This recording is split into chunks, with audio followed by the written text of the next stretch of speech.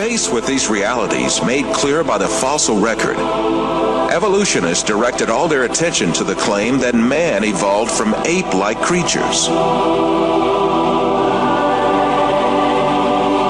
6,500 different ape species have lived so far, and the majority of them are extinct. The skulls of these extinct apes, both big and small, constituted a great resource for evolutionists on which to exercise their imaginations freely.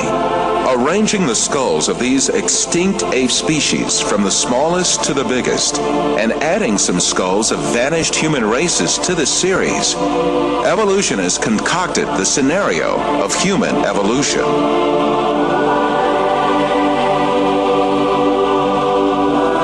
The most important role of this scenario is given to the extinct ape species called Australopithecus. The first Australopithecus fossil was found in 1924 by a paleontologist named Raymond Dart. Since then, evolutionists argue that this ape species, the name of which means southern ape, is a man-like creature. However, when Australopithecus and chimpanzee skeletons are compared, it is seen that there is no important difference between the two. In the face of this fact, evolutionists hypothesized that Australopithecus walked upright on its 2 feet differently from other apes. However, two world-renowned anatomists, Lord Solly Zuckerman and Professor Charles Oxnard, refuted this allegation. Simply put, Australopithecus, advanced as the ancestor of man by evolutionists, is merely an extinct ape species.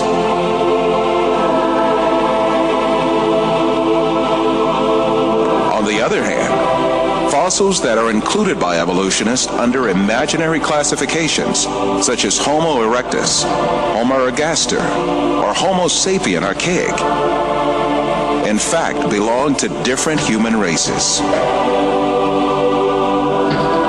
When these fossils are inspected, it is seen that their skeletons are essentially the same as those of people living today. The only dissimilarities are a few structural differences in their skulls. But differences like these are to be found in different human races alive on Earth today.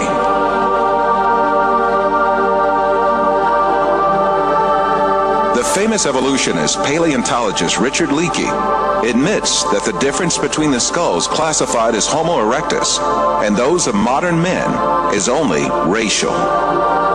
These differences are probably no more pronounced than we see today between the separate geographical races of modern humans.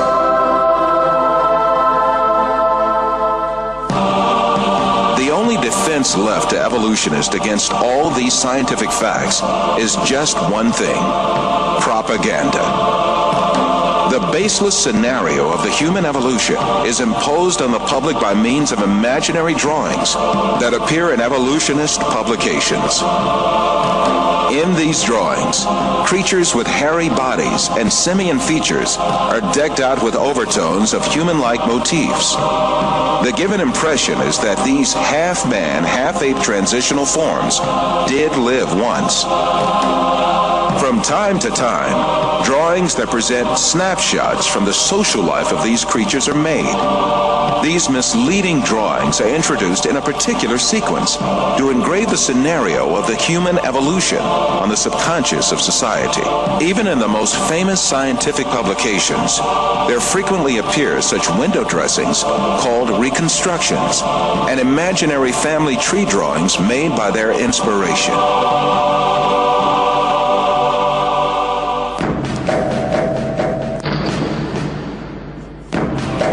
The imaginative power of evolutionists is not limited to fictional drawings and models. They go even further and shoot movies in which imaginary half-man, half-ape creatures act. However, all of these are pure deception. The only evidence at hand is generally nothing more than a few skull fragments or a tibia. The hair, skin, nose, ears, curved lips, or other facial features of a living being cannot be determined from its bone remains.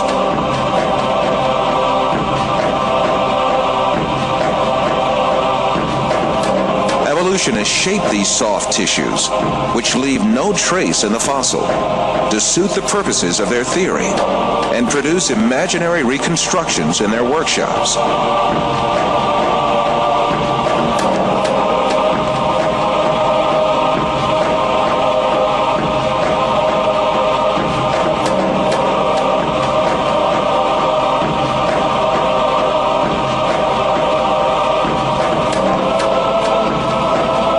Houghton from Harvard University states that these drawings have no scientific value. You can, with equal facility, model on a Neanderthaloid skull the features of a chimpanzee or the lineaments of a philosopher. These alleged restorations of ancient types of man have very little, if any, scientific value and are likely only to mislead the public. Evolutionists go so far in this subject that they can even invent very different faces for the same skull. The three entirely different reconstructions made for the fossil called Zinsanthropus is a famous example showing how persistent evolutionists are in producing these false masks.